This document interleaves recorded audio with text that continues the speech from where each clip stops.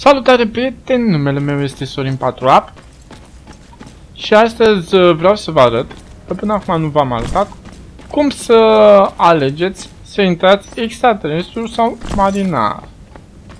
Este foarte simplu, pe câte vedeți, aici scrie marinar și aici extraterestru. Pot să intru momentan, sunt 4-4, pot să intru unde vreau, pot să intru extraterestru. Bun.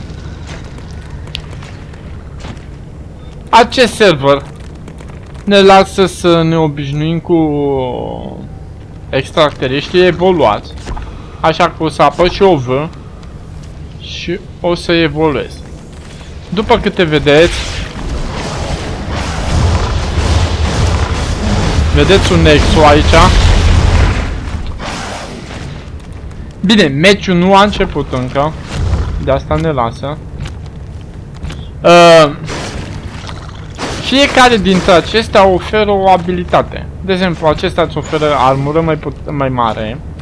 Acesta îți adaugă la îți încarcă viața. Acesta vezi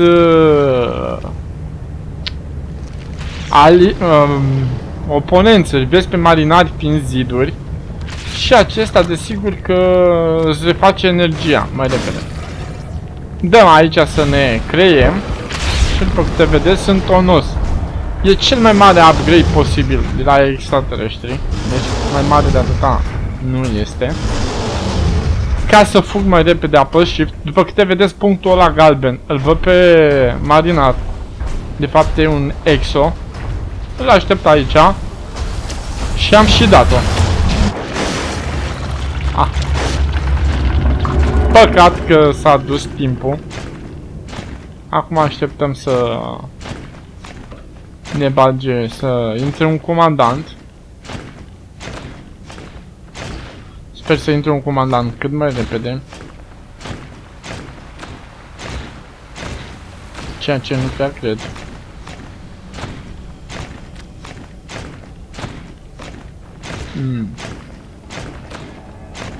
Hai că așteptăm și noi 2 minute.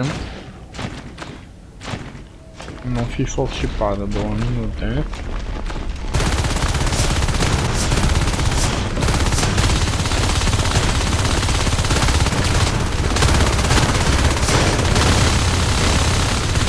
Acum nu mai merge să mă lupt cu marinarii.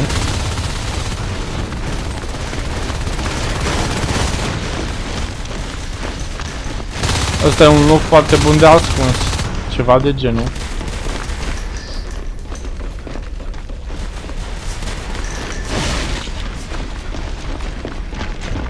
Vedeți, dacă mă apropii de command station, îmi ia din viață.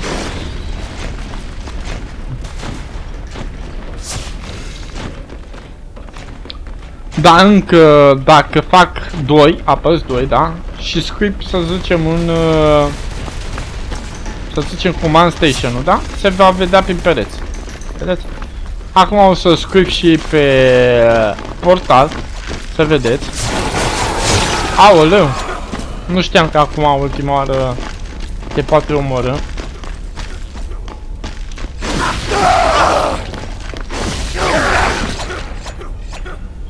Hai că începe meciul.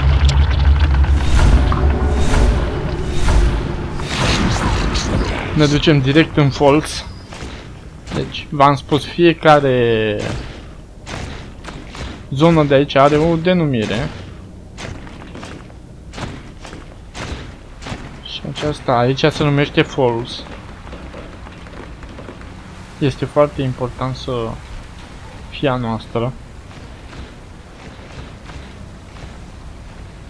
Acum țin shift-ul apăsat de să nu se audă.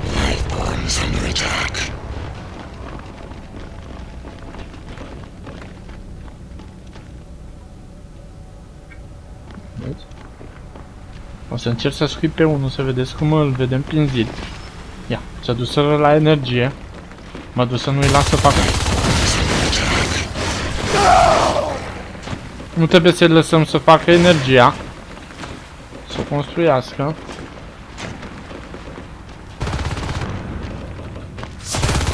Vedeți cum îl văd prin zi după ce îl scuipat. Deci am apăsat 2 și am apăsat click și l-am scuipat. Deci când apeși 2 îți apare ținta asta în fața.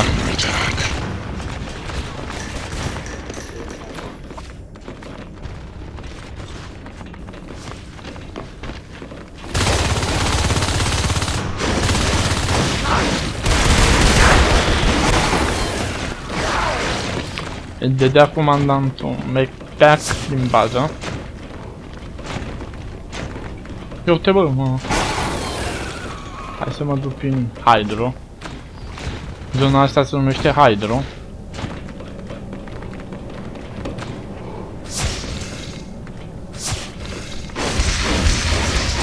O să încerc să distrug curentul dacă o să vină ei să mă omoare.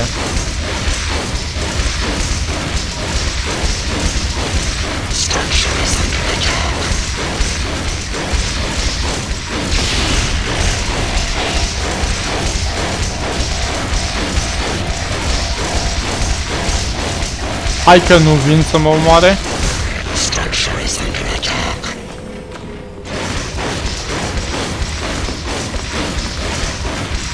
Vedeți, extractorul nu merge fără...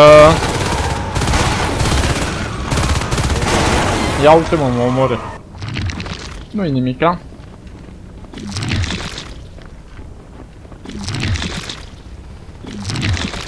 Vedeți, George le scoate bolovan prin gură. Hai mă duc în platform. Că se pare că avem tunel acolo.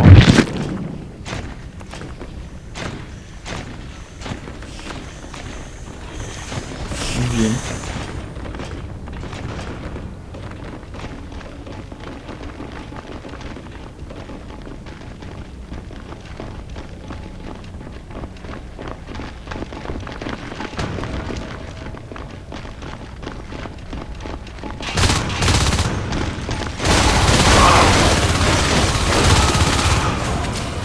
E bine că omorui măcar unul.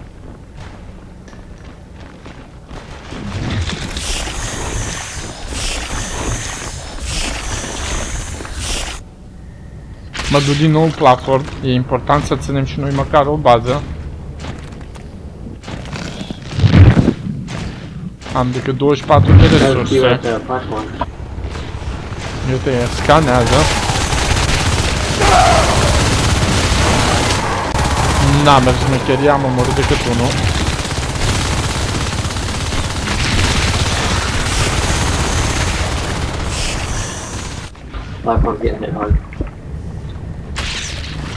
Mă duc din nou prin tunel în platform.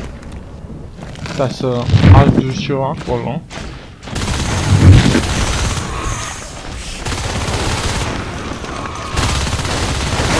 Au, doamne, ce blecuse-i.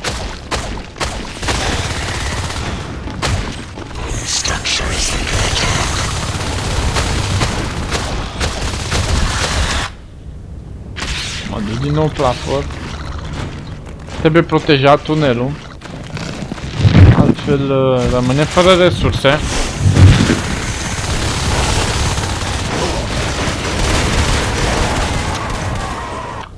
E greu când te atacă mulți.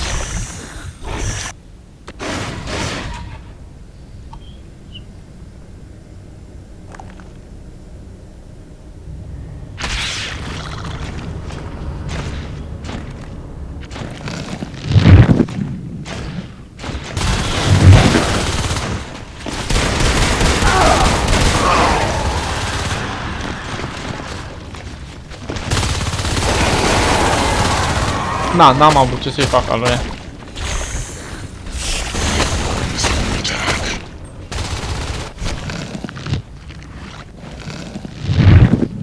Hai mei să tot duc acolo în platform, să salvăm platform.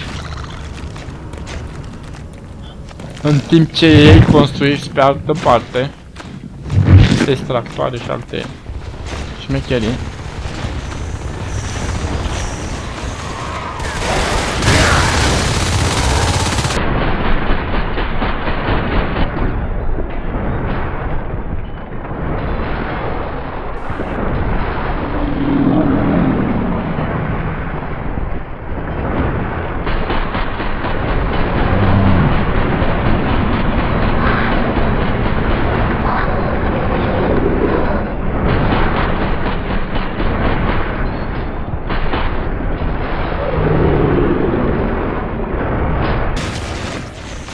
Ne ducem forță.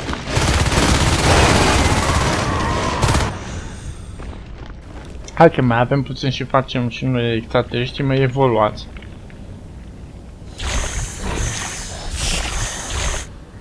Mă duc rapid în platform din nou. Deși nu e chiar ok.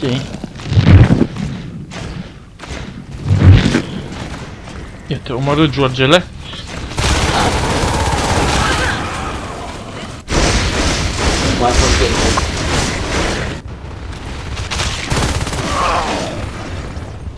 Iată, de s-a dus la tunel. Tot ce e mai important să omoare tunelul.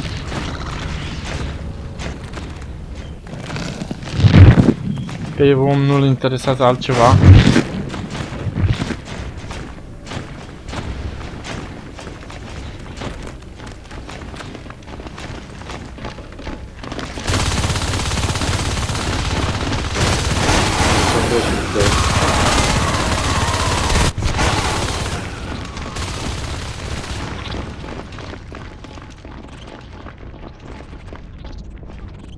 Vedeți că acesta s-a dus aici lângă Hive să se încarce.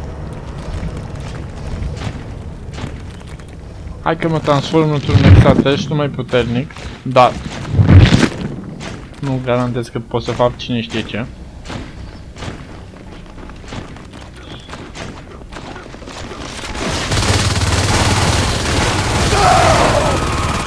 Măcar am omorât unul dintre ei.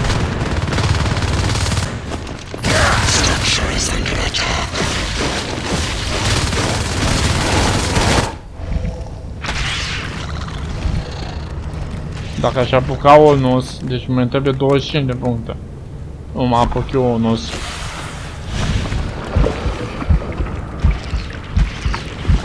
Vokai Lanț 2.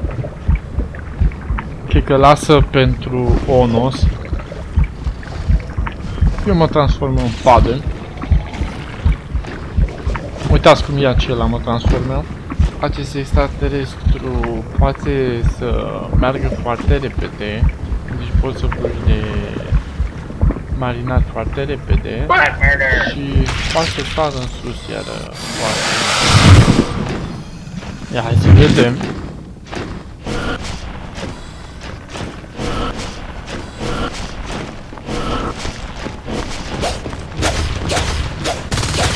Oh, we're fucked. They're set up an aggro.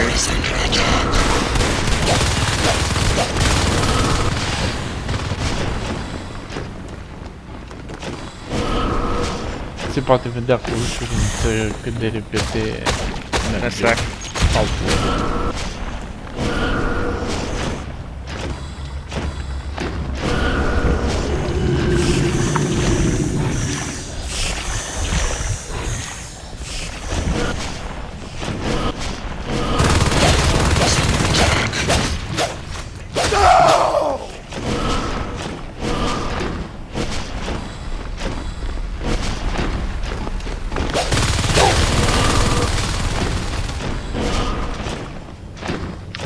Ce-i mișto cu acest extraterestru că poți să fugi repede. Dar bine, asta nu înseamnă că poți să fug prea mult.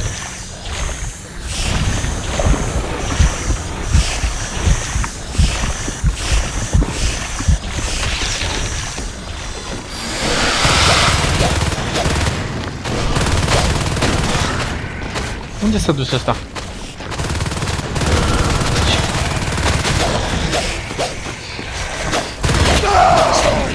Eu te mă omor, Georgele, cu mine aici. Nu se poate, mă.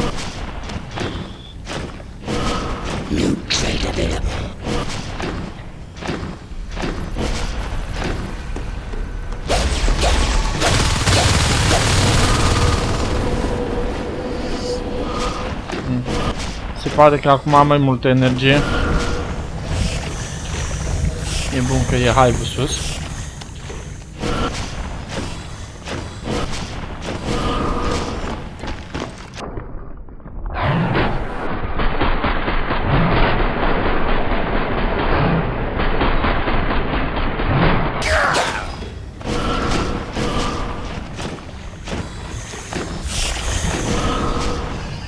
Vedeți, acum nu mai atacă ei așa în continuu. Pentru că deja avem și noi câțiva extraterestri evoluați.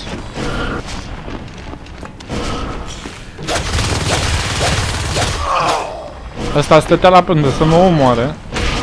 Mă lăsa să mă duc în bază la ei. Și apoi când mă întorceam vrea să tragă mine. Numai că eu l-am auzit în căști pe băiat.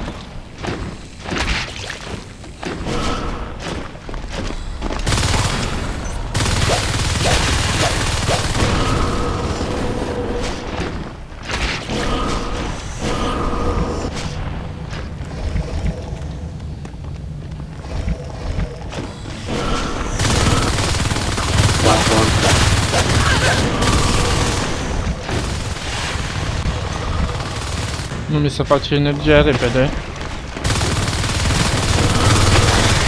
Au, Doamne!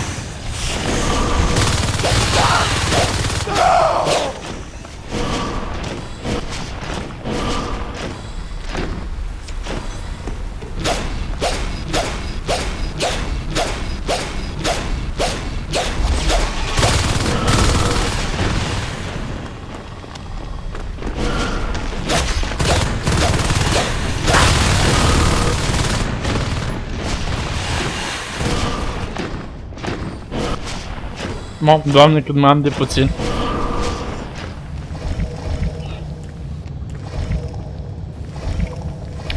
Vedeți, ăsta e riscul. Risc să mă omoare dacă mă duc de multe ori acolo.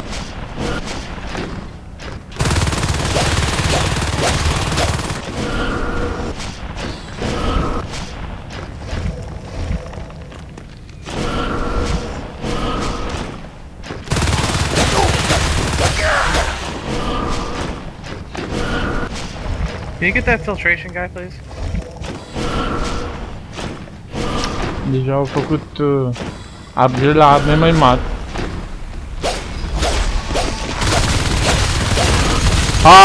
Dă-te el cu shotgun-ul, domnule. Asta e. Sper să apuce ăștia. Decât unul mă e pentru onor. Și nu-l văd prea bun.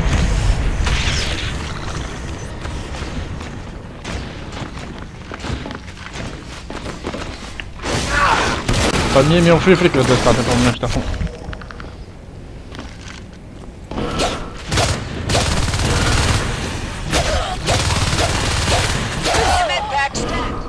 Medpack stand, da?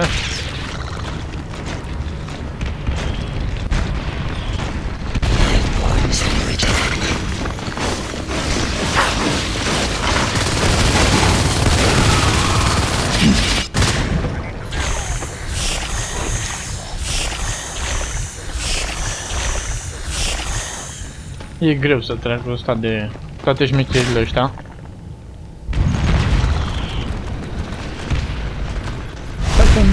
Opa. Au arc. Arcs. Fuck. Au arc, nu-i bine dacă au arc. Structure is under attack.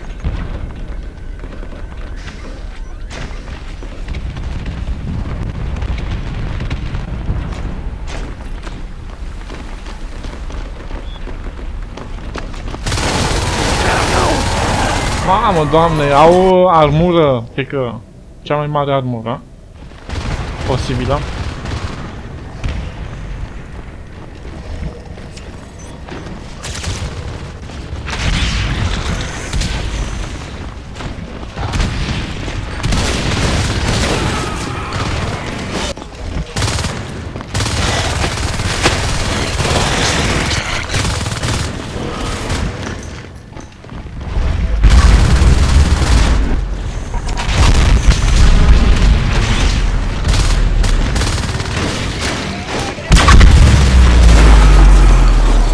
Ce nașpa? Trebuie să ne aducem să le atacăm o bază. Ai mei deja vor să facă, să se predea. Nu ar trebui, pentru că o să avem curând un ono.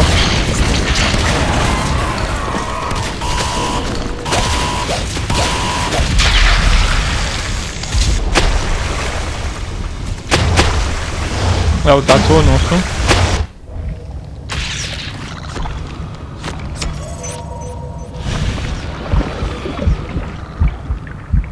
Probabil o să încerci aici să ataci acum că scanează. Nu știu ce să zic.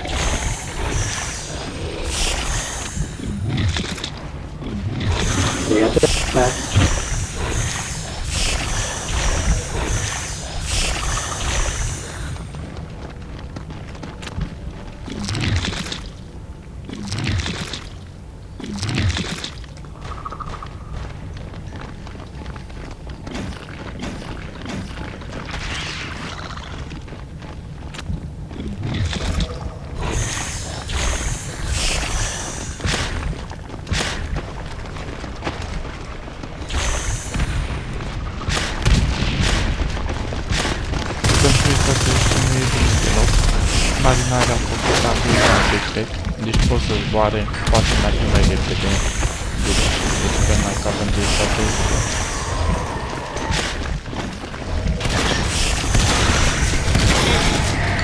Mă omorâ!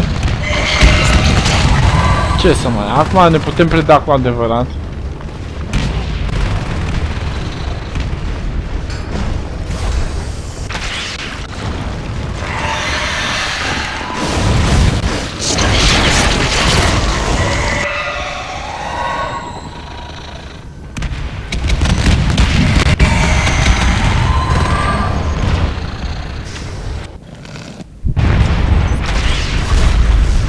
Din nou. Mamă, dar câte arcuri încă!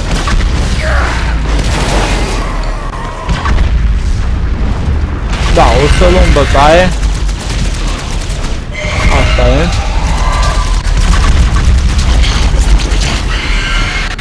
Ne trebuie neapărat... cum se numește?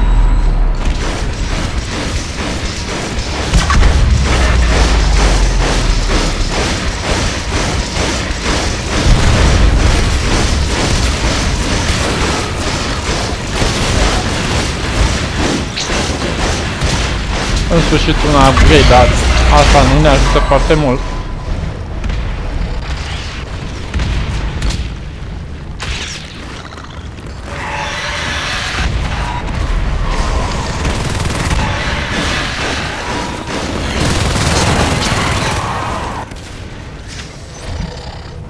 Am mai rămas un arc și ăla o să dea direct în hive.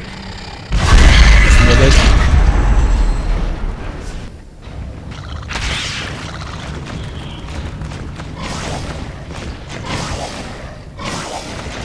Încercăm să mergem o țărăm în false.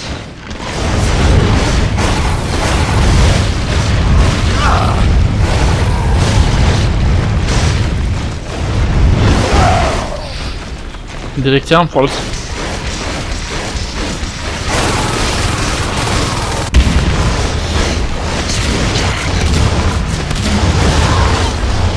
Onus, go base, Onus, că e singura speranța noastră.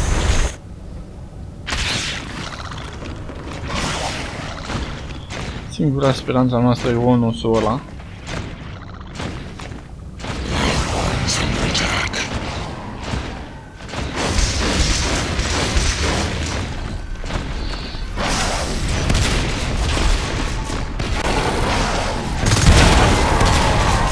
M-am sinucis ca să dau în ăla. Aoleu, da, ai mort, Onus. Am spus că e mort. Singura șansă noastră s-a și dus deja. Da, nu ce să le facem. O să vină peste noi.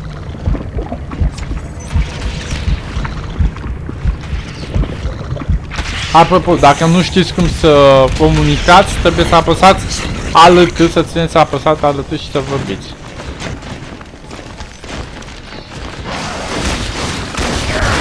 Bun. Un jackpot e down.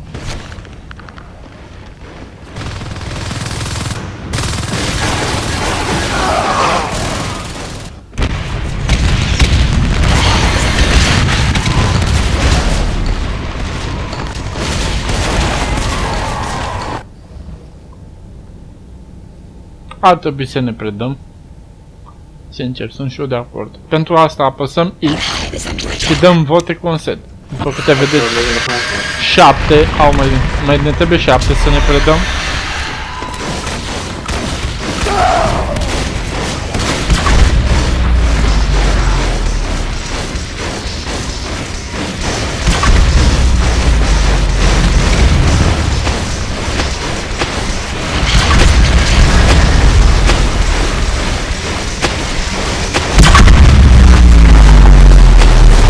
I can save because we're too far behind.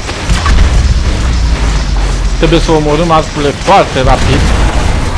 Da. Weapons under attack. Am mai scăpat odată, mă cam mir. Dar veni cu EX-ul de data asta. Ce vorbești? Uite, ăsta stagia. Omul deja s-a predete.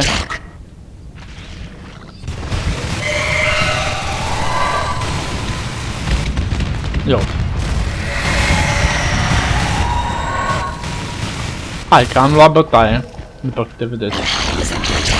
Pentru că ai mei nu luptă până la ultima picătură. De asta am și luat bătaie.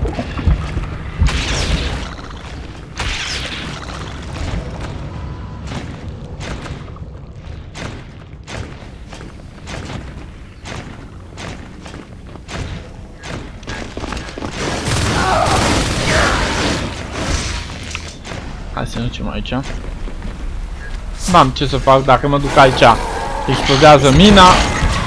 După câte vedeți, au destule resurse ca să pună mine.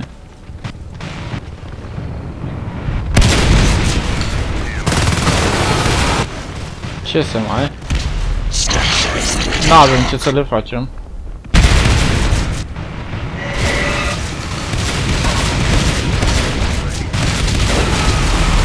Băi. Veni ăla cu shotgun-ul după mine. Ce să vă zic? Vă spun, nu uitați, dacă v-a plăcut, nu uitați să dați un like, un share sau un subscribe. Și cam atât. Ne auzim. La revedere!